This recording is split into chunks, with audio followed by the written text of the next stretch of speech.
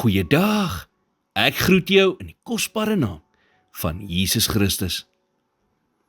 Rohit Sharma hou die rekord vir die meeste sesse geslaan in internasionale krieket, met meer as 630 sesse teen laat 2025.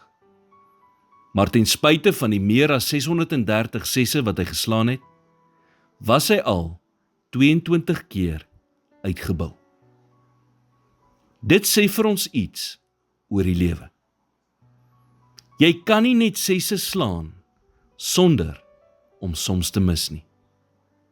Maar as jy nie kolf nie, sal jy nie wen nie. Ons almal het al oomblikke gehad in die lewe waar ons probeer het om 'n ses te slaan en toe gemis het. Tye waar ons beste poging aangewend het, maar nog steeds plat op die grond opgeëindig het. Simon Petrus het daardie soort mislukking geken. Hy het vir Jesus dapper beloof dat hy hom nooit sal verloon nie, maar toe die druk kom, was hy 3 keer uitgebou.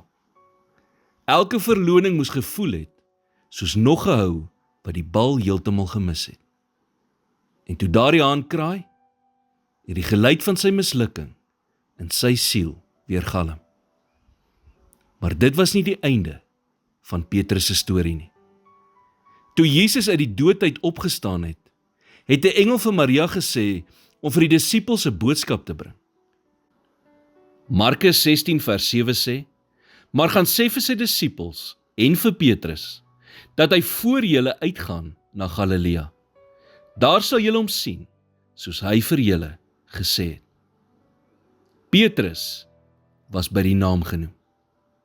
Die een wat die meeste in die openbaar misluk het, was die een wie se naam uitgesonder is. Op Pinksterdag het God die kolf terug in Petrus se hande geplaas. Die man wat Jesus 3 keer verloon het, is nou gekies om 'n boodskap van hoop te bring. Dieselfde mond wat eens gesê het, ek ken hom nie, het nou verkondig dat die Jesus wat gekruisig is, deur God uit die dood uit opgewek is. En met een hou, een preek, is 3000 siele gered. Miskien is jy al baie in jou wandel met God uitgebou. Miskien het jy hom al meer kere teleurgestel as wat jy kan tel. Onthou, dit is nie waar jou storie hoef te eindig nie. Staan op en keer terug na God met 'n berouvolle hart en probeer weer. Here, dankie dat foute maak nie die einde van my storie hoef te wees nie.